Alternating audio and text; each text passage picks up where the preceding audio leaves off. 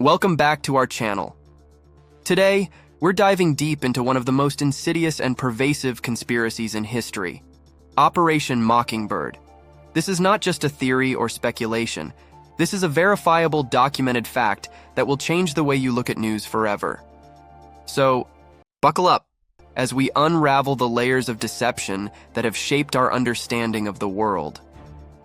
To truly understand the magnitude of Operation Mockingbird, we need to travel back to the 1950s, a time when the world was gripped by the tensions of the Cold War. The United States and the Soviet Union were locked in a fierce ideological battle, each vying for global influence. Amidst this backdrop, the United States Central Intelligence Agency, or CIA, embarked on an ambitious and controversial plan to infiltrate and control the global mass media.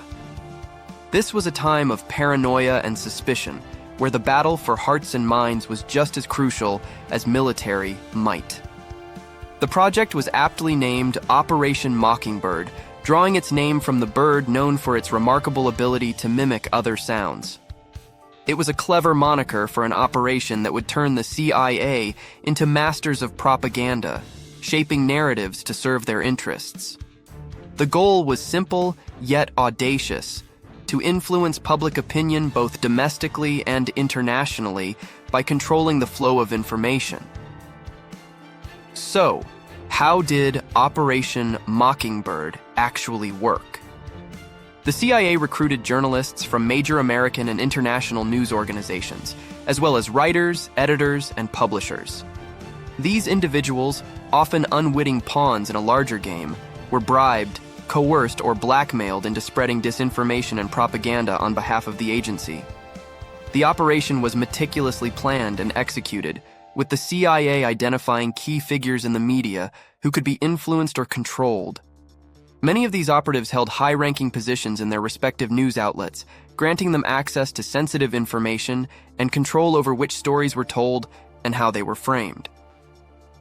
They received regular briefings from CIA agents, detailing what messages needed to be disseminated and how to spin events to further the agency's agenda.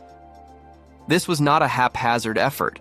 It was a well-coordinated campaign to manipulate public perception. The CIA's influence extended beyond print media. Television networks, radio stations, and even book publishers were targeted. The agency understood the power of visual and auditory media in shaping public opinion and sought to control these channels as well. This was a global effort, with operatives embedded in countries like Germany, Japan, and Canada, spreading disinformation and propaganda to further American interests abroad. Operation Mockingbird was not confined to the United States. Its tentacles reached across the globe, influencing media in Europe, Asia, and beyond. The CIA strategically placed operatives in key positions within foreign media outlets, ensuring that American narratives were promoted and adversarial viewpoints were suppressed.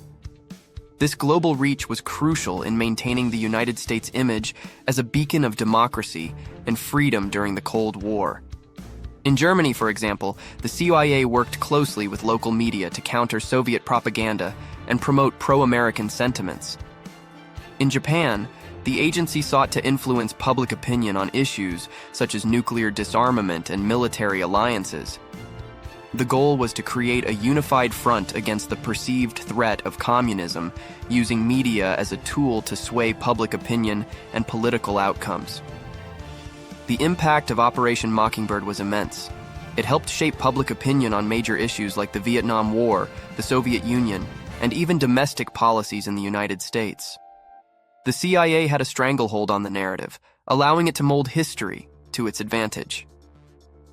One of the most notable examples of Operation Mockingbird's influence is the fabricated story of the Soviet Union's alleged biological warfare program in Laos during the 1960s. This was a complete fabrication, but thanks to CIA-controlled media outlets, it became widely accepted as fact. Additionally, the CIA used Operation Mockingbird to discredit and undermine political opponents. During the Cold War, they targeted left-leaning politicians and journalists, spreading false information and propaganda to tarnish their reputations and sway public opinion against them. This was a powerful tool in the agency's arsenal, allowing it to silence dissent and maintain control over the political narrative. In 1975, investigative journalist Jack Anderson began exposing Operation Mockingbird's existence.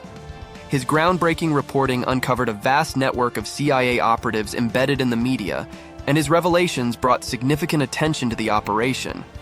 Or so it seemed. Anderson's work was part of a broader wave of investigative journalism that sought to uncover government abuses and hold those in power accountable. Although Operation Mockingbird, as we know it, ceased operations after its exposure, many experts believe that elements of the program still exist today. The CIA has never formally admitted to running a propaganda operation, but the trail of evidence and testimony from former operatives paints a different picture.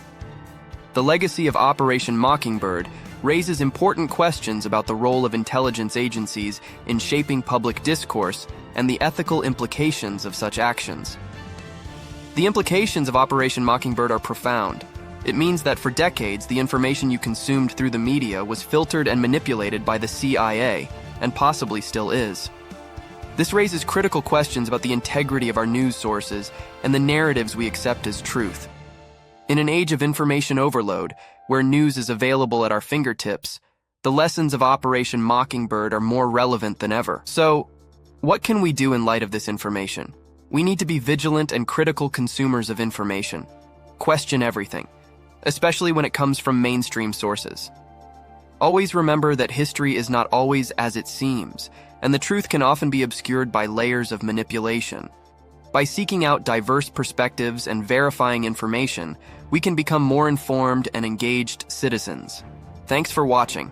If you found this video enlightening, please like, comment, and subscribe for more in-depth looks into the world's most intriguing conspiracies.